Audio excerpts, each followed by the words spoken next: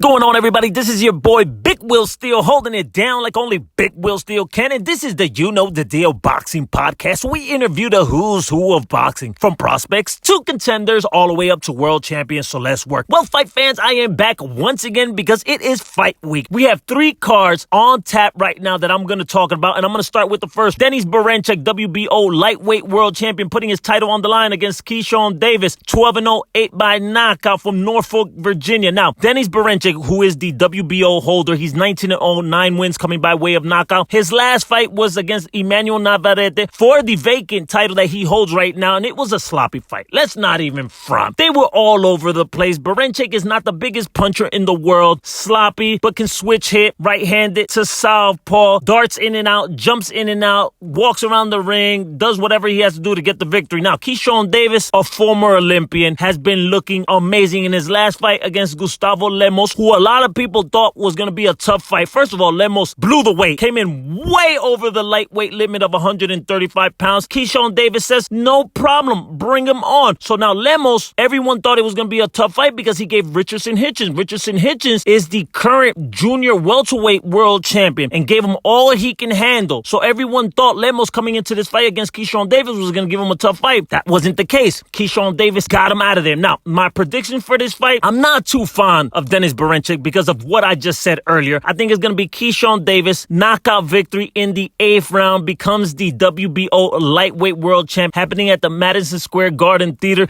Also on the card, Xander Zayas, Jared Anderson, Rohan Polanco, Vito Melnecki Jr., Abdullah Mason, Nico Ali Welsh, Keon Davis, and Juanma Lopez de Jesus. A who's who of contenders and prospects. So make sure you check that card out. Once again, my prediction, Keyshawn Davis by 8th round knockout. Now we're going to move over to England. This fight is happening February 15th, which is Saturday. It's going to be Jack Catterall, a.k.a. El Gato, versus Arnold Barboza Jr. for the WBO interim super lightweight world champion. Now, Jack Catterall, 30 wins, 1 loss, 13 knockouts, just beat 2-time junior welterweight world champion Regis Prograis by unanimous decision. Now, his only loss, and I'm talking about Jack Catterall, his only loss came to the hands of former undisputed junior welterweight world champion Josh Taylor, which Jack Catterall avenged. That split decision victory could have gone either way. Obviously, it's a split decision, but that's his only loss on his record. I like Jack Catterall. Southpaw, can box,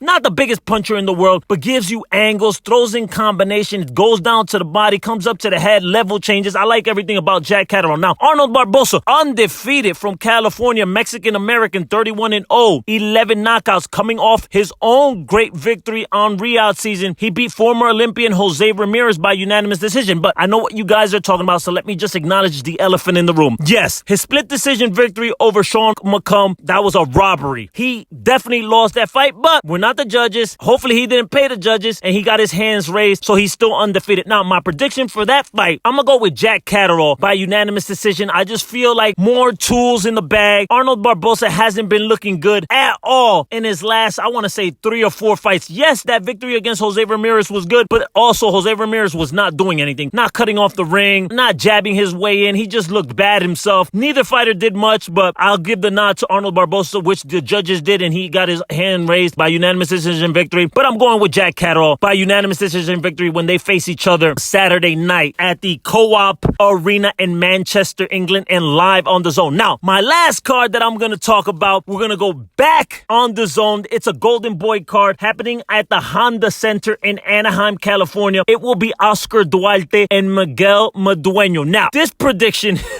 first of all, throw out records, throw out skills, throw out technique, throw out any intangibles. It's Mexico versus Mexico. They are both Mexican. Oscar Duarte, 28 wins, 2 losses, 1 draw, 22 knockouts versus Miguel Madueño, 31 wins, 3 losses, 28 knockouts. Now, Miguel Madueño, he's most notably known for just fighting Keyshawn Keyshawn Davis. He literally just fought Keyshawn Davis, who I just spoke about, who's fighting Dennis Berinchyk for the WBO title. Miguel Madero is very flat-footed, very slow, but 28 knockouts. He has some pop in those hands. He is dangerous. With 28 knockouts, you have to respect the man's punching power. Now, Oscar Duarte, he has been coming on. Yes, a lot of people know him because he got stopped by Ryan Garcia, King of Rye Garcia. But in his last fight, Oscar Duarte got a heck of a victory over former world title challenger Akhmedov. I'm not even going to try to say his first name because I'm going to massacre it. And that was a heck of a victory for Oscar Duarte. Also beat Joseph Diaz, former world champion, former Olympian. So Oscar Duarte, very aggressive. Both fighters, very aggressive. It's going to be a Mexican style, meet at the middle of the ring. My prediction for that fight, it's a tough one because of what I keep repeating myself, Mexico versus Mexico.